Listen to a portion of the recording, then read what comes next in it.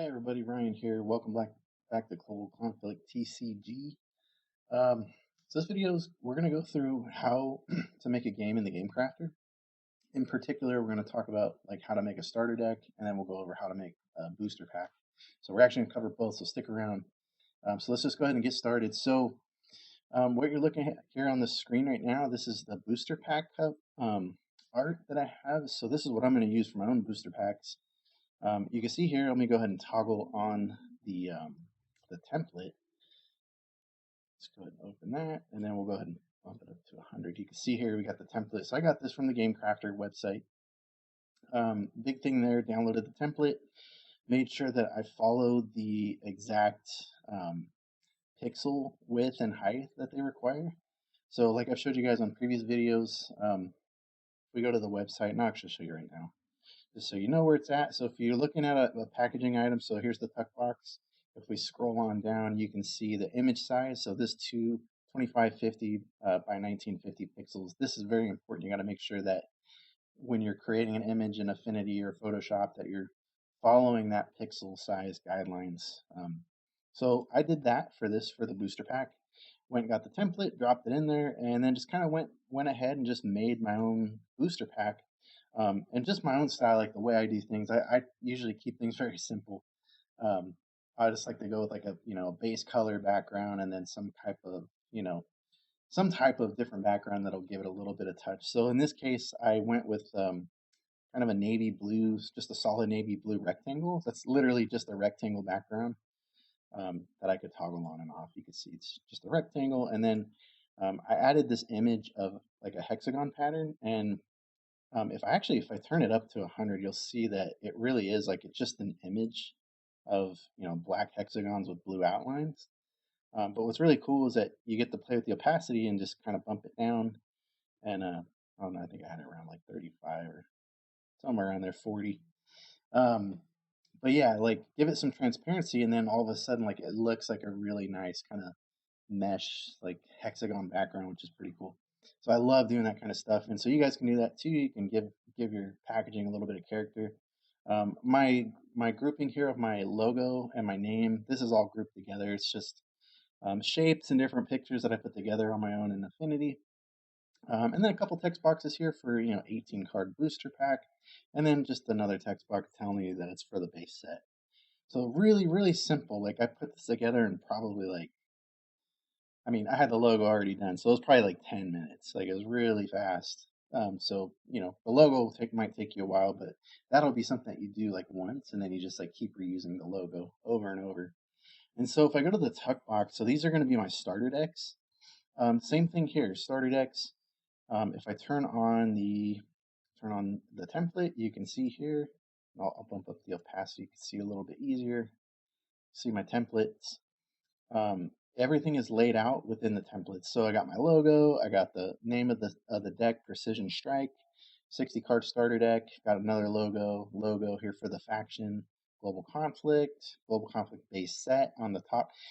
You can see here that this text box is upside down. So pay attention to that kind of stuff. This box in particular, that flap is going to fold over. So if I had it turned the other way, it might look kind of weird. So I flipped it upside down, and it should be fine.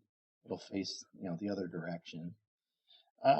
What else here? So we got text on the back. So I got a few different text boxes here where I add like the list of the starter deck and what units are in it, things like that. So pretty simple. Like I said, I keep things very simple. I just have a solid color blue background with that same hex mesh. On this one, I did pay a little bit more attention to the hex like in the background, and I scaled it up so you can see here if I zoom out, you can see that this actual hexagon picture is way bigger than the template. And the reason why I did it is because I wanted to center in on the circle logo here. And so you can see that it has like the same cut of the hexagon around the logo. So it looks just like it's centered. Those are little like minor details sometimes you pay attention to. But otherwise, it's really simple to put this together. We're just literally talking about a logo and some text boxes and a couple picture frames. But yeah, this is what I did. So Precision Strike deck, got the Rain of Fire deck. I'll probably do a separate video just covering the contents of these decks and what I'm going to do with them. But this is how I put them together. It's literally just steps, like adding my logo, which I toggle on and off, adding, different text like that, adding more text at the bottom, text on the side. Just, it's really that simple. Just adding little pieces to it, and then just making sure that everything fits within those blue dotted lines, and that they're in the safe zone. One thing to note with this box in particular, green lines are fold lines. That's where the box is going to be folded. Red lines stand for the cut lines, so those are cuts. And then blue dotted lines, anything inside of them is safe zone. So you can see here all of my text, logo, everything, they're all positioned within the blue boxes. So pretty simple. Now that this is done, you'll have to export these. So I did that. I went to File and then Export. Just ignore and continue. And then I did them in PNG. So I actually already downloaded those. The next step from here is to go to the Game Crafter. You'll have to create an account if you don't have one already, but I do. So I'm going to actually go to just my games. And so like we can see my games here. So if you want to make a new game, I'll show you how to do that. So we have a test game. I actually got to throw that in the trash, but we'll do a new one. So we'll just call this test GC deck. All right, and then we'll create a new game. So now it's going to add to this. One thing to note is at each item that you want to make. So if you want to say, in my case, I want to eventually have 4 starter decks and the booster pack for this set. Each of those qualifies as a game, like a separate game at the Game Crafter. So keep that in mind. It was a little confusing at first. I was like, but they're the same game. Like it's all Global Conflict. But the way their system is set up, you have to just create a new game and then make your deck. So that's what we did. We created a test GC deck. So now at this point, we just add components. So we'll go to add a custom component, and we could start with the packaging. So we'll go to packaging, and then we'll find our tuck box. So I think it's actually on the second page. There we go, 72 card tuck box. So let's just add it to the game. There we go, we're almost done. We'll open up some files, and pictures. I have so many different files of stuff for this game, it's crazy. All right, starter decks, and then we'll just pick one of these. So these are some of the different test images I've done for the starter decks. We'll just take, let's go ahead and take I'll take the SA. Actually, like that. Oops. So you can see I got the SAA starter deck. I actually just clicked on it. We can take that, drag it, and drop it. There we go. Looks good, and then we can proof it. So just to make sure everything is within the cut lines, it's all good. This one looks pretty good, so we'll approve it. I like it. All right, and then the next thing, we go back to our deck, to our game, and then it'll show, here you go, you got your tuck box component, and then now we're going to add another custom component, and this time we're going to go to cards. So we're going to add our poker cards. So these are going to be the actual deck cards. We'll add the game. All right. And then same thing. So with the deck cards, so we'll talk a little more about this when we get to the booster pack section of this. But what it's asking for here is the card back. So that'll be the first thing I do. We'll go back, go to my final images. Actually missed one thing. Here's my card back. So card back 2. Boom, load that guy in. And then we'll proof, while we're here, we'll proof it. Looks good. Everything's within the cut line. Approved. I like it. Remember to, when you're using images, use PNG files. I know I touched on that in another video, but I'll remind you again, use PNG files. Do not use JPEGs. The color difference is stark. It's a huge difference. And then the clarity of the image is affected also. So PNG is much better. All right. So it's time to start adding some cards. So what we're going to do, just so this video is not crazy long, we're going to just take a few cards here. So we'll go ahead and like that, 3 cards, and then we'll drop them in there. Boom. So this is going to be our deck. We just have these 3 cards, and then you could specify how many of each cards you want. So right now we have 1, 1, and 1, and then last thing we need to do is we need to proof them. So we'll go ahead and click proof all, and it's just going to show us all the images, and we can just click through them, proof, and approve. All right, good to go. So that is done. We added our cards, and if we go back, it's going to tell it should give us a new updated price of the deck. So we'll take a look. Yep, and here you go. So the cost of this deck to produce is $6.87. That's the cost to you. Or just the overall cost of parts and labor to make the deck. If we go to production cost, they give you a breakdown. So the poker deck, it tells you quantity of 3 cards. It's actually a quantity of 1 sheet, and the cost of 1 sheet is $1.99. And then the poker tuck box is $3.99 for one. And then they have some additional fees, and then so eventually it ends up being $6.87. Now the cost of your deck could vary depending on like how many cards that you put into the tuck box. So the thing to remember here is each sheet can produce 18 trading cards. So one sheet equals literally 18 trading cards like that. So a lot of times for like booster packs, like I'll show you here in a minute, I always make it 18 cards because you might as well get the most amount of cards. They're going to use a sheet that can make 18 cards anyways, and it's literally the same cost whether you only have 3 cards or 18, it costs exactly the same. So you might as well get the most amount of cards. And I'll show you that. So like right now we only have 3 cards. So if I just go back, let's just go ahead and go back to the game. Just go back. There we go. So let's go back to the poker deck. And then let's do this. Let's add enough quantity so that we need like 2 sheets, right? So we can do that. So what would that be? 36, 99. So it'd be 12. So yeah, 12. So 12, we'll do 12 of each card. 12, and then 12. There we go. And we'll use deck. Another thing to note too, when you're looking at the cards, so the back from, if you choose deck, that means it's going to be this card back here that you designated for this deck. If you choose card, then it's going to open up another drop box here for you to put a different card back. So like say if your game doesn't, like all your cards, they use like different card backs, you can put a different card back here so that way this card will have a separate card back different from what you have for the deck, if that makes sense. So in this case, all of my cards use the same back, so I just go with deck. All right, now that this has been updated, let's go ahead and go back, and we should see the price update now that we're using 2 sheets worth of cards, and sure enough, here it is. So it's updated to $8.86. If we go to production cost, we can now see that our poker deck has 36 cards, which requires 2 sheets instead of 1, and the cost now is $3.98. So that's how it works. Each sheet produces 18 cards, and so keep that in mind when you're looking at cost and things like that.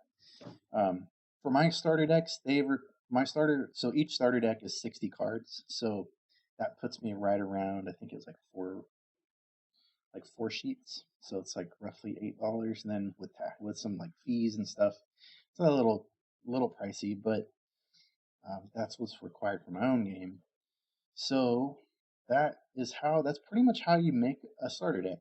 So now let's go back and we'll talk real quick about what we'll do instead, we'll go back to my games and then we'll start with the booster pack. So it might be a good idea actually to just show you the booster packs that I did. So we'll open up my own booster pack for Global Conflict. If you remember here in Affinity, I actually already made my booster pack art here. So I just exported this as a PNG and then brought it over to the GameCrafter website. You can see my booster packaging here. So called it base set booster packaging. I just went into add a component, selected the booster pack foil wrapping, and I uploaded my image. Here it is. If we take a look, this is how it proofed out. Looks good. Done proofing. All right, and I just took the image, drop it in this box here, and literally that's all you have to do, and then you're done. You go back, and then so here's the interesting part. So when you actually add cards that are going to be used in a booster pack, so you have to kind of think about like the card rarity and things like that. So when you go to poker, so same thing. Let me go back. I'm getting a little bit ahead of myself. So I finished the packaging. The next thing I would do is go back to add custom component, pick the booster or the poker deck card, go to cards and then poker deck cards. And so it'll add this in cards, and I renamed it to base set booster pack. When you open it up, so it's gonna initially want you to set it up like a deck, but what I ended up doing is this drop back or drop down menu here. Instead of saying all cards, I changed it to, you could change it to random cards or random cards no duplicates. In my case, I did random card no duplicates. It's going to ask you for a card back, which once again, I loaded my own card back here, just dropping it in the box.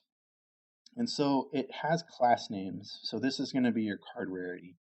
I learned this from Chaos Galaxy TCG. That guy has some fantastic videos. And one of the things about this little menu here about setting up your classes and your rarities and stuff like that, if you have a set of cards that are like ultra rare or like special rare, just cards that are meant to be difficult to obtain, this system doesn't really work too well for that, because essentially what happens is like you're specifying for each booster pack like how many of each rarity you want in a pack, albeit they'll be random, but you're guaranteed each pack you're going to get a quantity of 8. So for my booster pack, you're guaranteed you're going to get 8 commons, 4 uncommons, 3 rares, and then you're guaranteed 1 ultra rare, which is kind of like not really ideal. You want your ultra rares to really just show up like here and there, maybe once out of every 3 packs or something.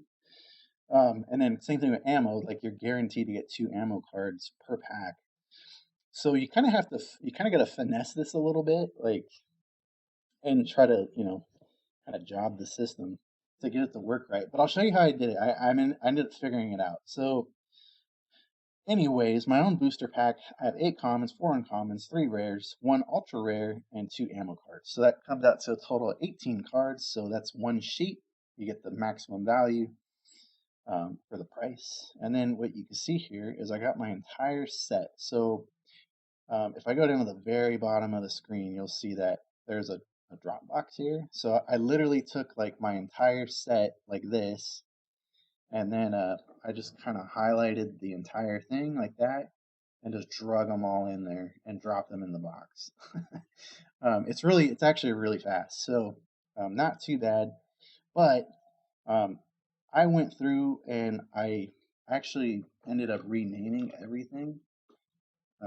Actually messed up this guy's name. There we go. Secret agent. All right. So you can see here that I got my guy, so the secret agent, and I just kind of went through and I renamed all of them, and I made sure that I specified, in my case, I specified the faction, so that way you wouldn't get a duplicate of like a light infantry, you get 2 light infantries or stuff like that. You always make sure that you get, a different card. So I went through and just kind of renamed all of them, changed the class name to common, uncommon, rare, ultra rare, whatever it was. In this case, it was common. And I did that for every single card, so it was a little bit time consuming to be honest, but you're only going to do it once, and once you have it set up, you should be good to go. So one trick that I did, let's see if I can find. So yeah, these up here. Okay, so I want to talk about the ultra rares. So ultra rares in my set are gonna. I only actually have 4 ultra rares. That's all of my mercenary cards. So that's Frank Fortress, Tex Westwood, Mantonio, and Forest Chump. So 4 mercenaries. Those are the 4 ultra rare cards. They're the hardest to get. You can see here. Here's Forest Chump. He's an ultra rare class name. So these guys are supposed to be hard to get. They're extremely powerful cards. You put those in your deck, it's like a significant upgrade. Even just having one of them is a big deal.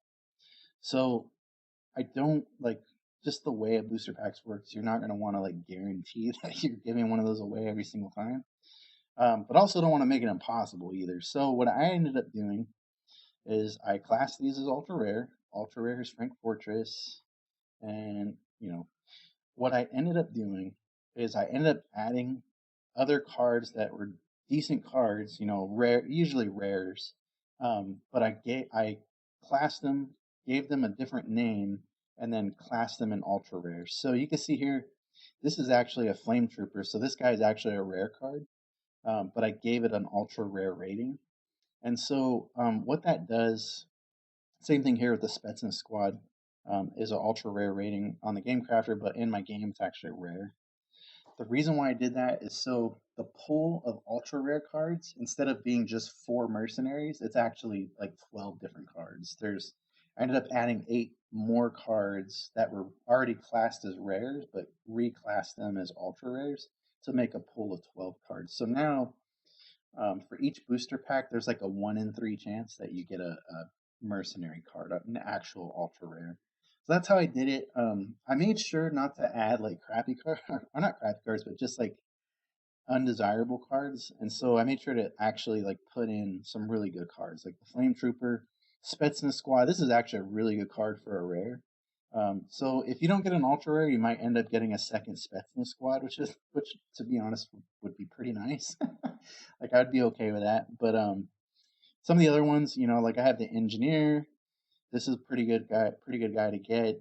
Spec Ops Squad has been added as another like reclassed as an ultra rare. So there's a chance you get 2 Spec Ops Squads. Infiltrator. This guy's gonna be OP, I'm telling you. I like the Infiltrator, but he's gonna be such a pain in the butt to battle against. And then Support Squad, and then of course for the NHA, I added the Engineer. So that one's been reclassed to ultra rare, and then same thing with the Navy SEALs. They've been reclassed as well. That's actually a really good card. I like this one. So I hope that makes sense. So basically, instead of just 4 ultra rares in the booster pack set, there's actually 12, with only 4 of them actually being ultra rares. But it lowers that probability of getting an ultra rare to like 1 in 3. So that's how I did that. Hope that if you guys have any questions, feel free to drop a comment. I'd be more than happy to explain it. But yeah, otherwise, every other single card in my set has been properly named and classed. So you can see here, like ammo recovery is a common. Using the deck bag CAC ammo. Nothing there. Flame Trooper, that's a rare card deck. CAC light infantry, common. CAC machine gunner, uncommon. Marksman, common, and so on and so forth. Like they're all classed correctly. Here's the Smithson squad, the original. One other thing I wanted to talk about. So before I let you go, I was kind of struggling with so in my set I have a double ammo card similar to like double energy with Pokemon. And the double ammo card is rated rare in my set, so it's kind of a hard card to get, kind of like it, but it's very valuable. You're gonna want double ammo cards. So what I ended up doing, and this is more about you guys and more about people that buy this game. I made it not so unobtainable. So you can see here I got the commons, uncommons, rares, ultra rares, and then I got this ammo here, and I have that quantity set at 2. So what's cool about this is when you buy the booster packs, you're guaranteed to get 2 ammo cards. So you might get like just the basic NHA ammo or something, but I also included the special ammo inside of this. So if I find it, I know it's somewhere around here. Let's see. Where's it at? I know it's around here. It's probably like it's actually, I forget the alphabetize everything, so it's down here.